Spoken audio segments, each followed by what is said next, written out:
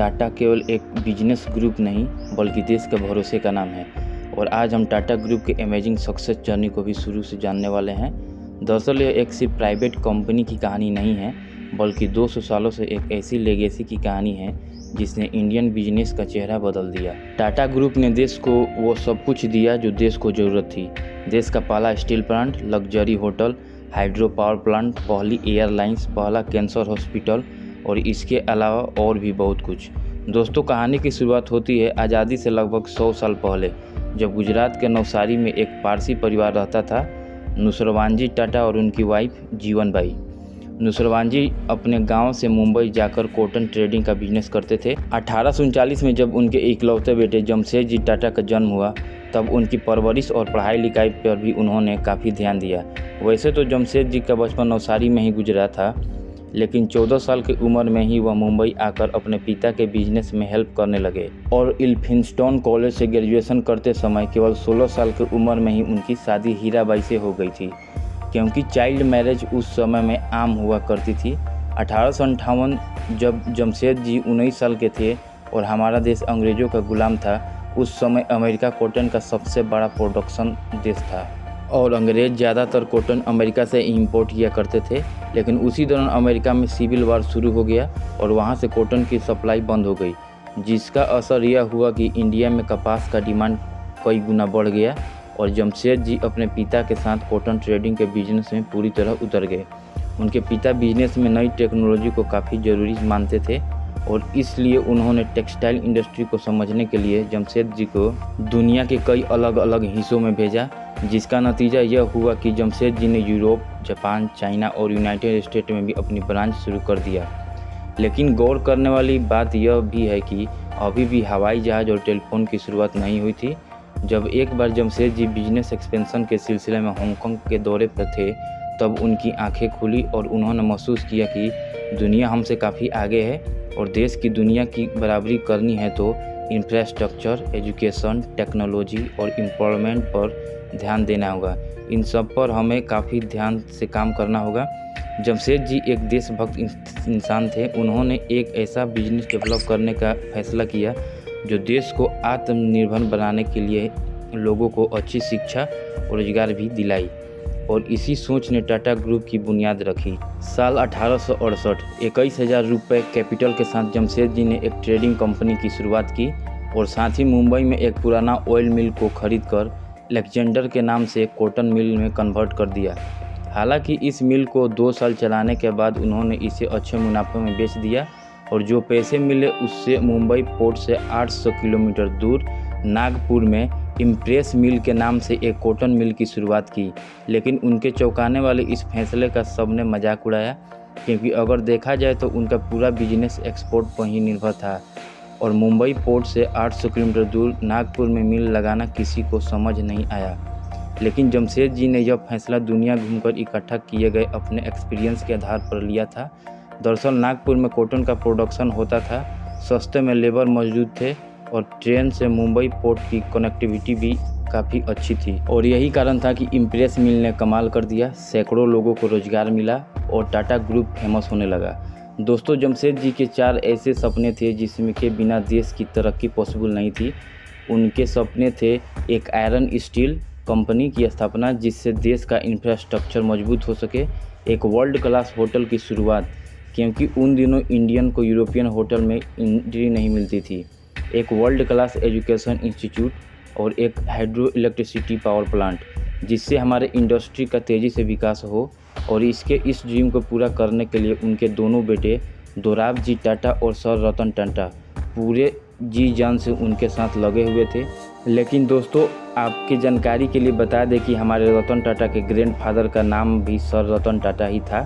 साल 2003 में जमशेदजी का एक सपना हकीकत में तब बदला जब मुंबई के कोलाबा तट पर ताज होटल खोला गया, जो देश का पहला ऐसा होटल था जिसमें इलेक्ट्रिसिटी थी। हालांकि बाकी बचे 3 सपने के वे करीब थे, लेकिन अनफॉर्चुनेटली साल 1904 में उनकी डेथ हो गई।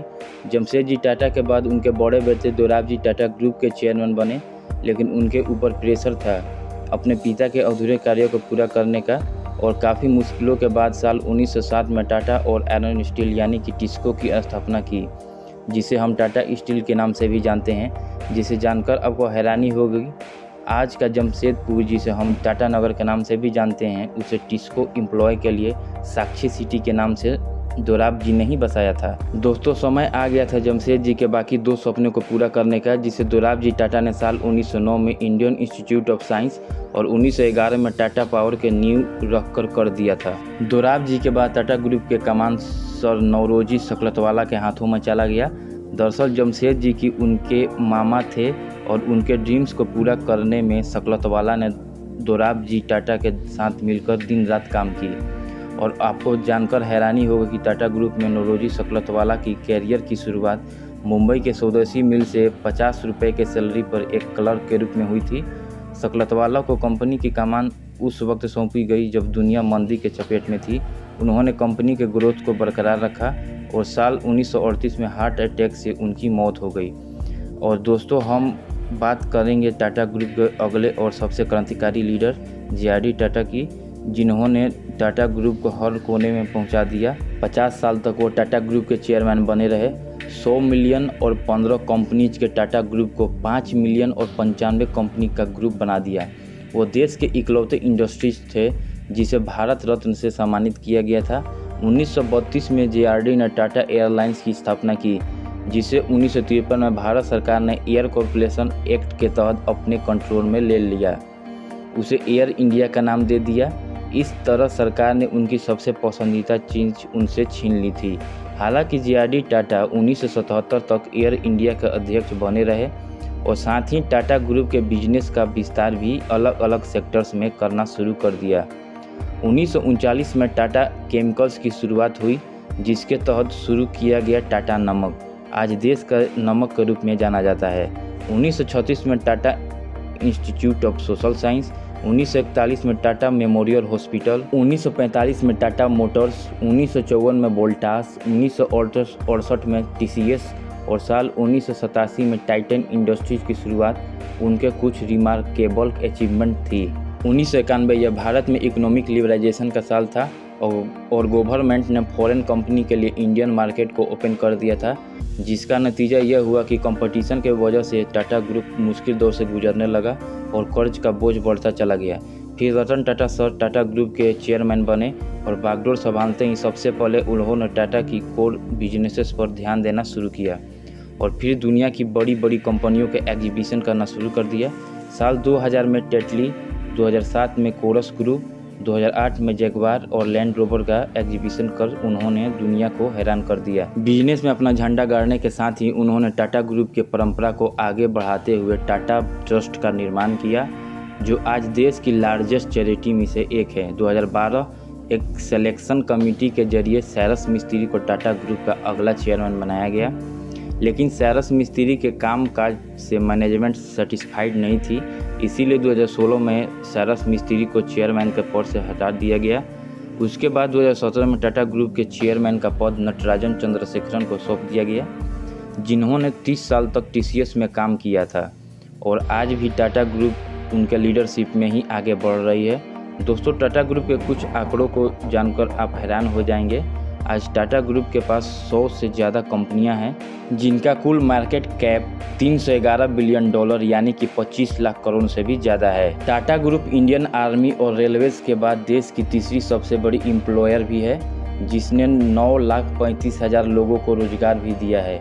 और अगर इंडिया के जीडीपी की बात करें तो देश की कुल जीडीपी का लगभग 4% हिस्सा टाटा ग्रुप से आता है, जबकि देश के टोटल टैक्स कलेक्शन का 2.24% यानी कि लगभग 50,000 करोड़ टाटा ग्रुप अकेले ही देता है।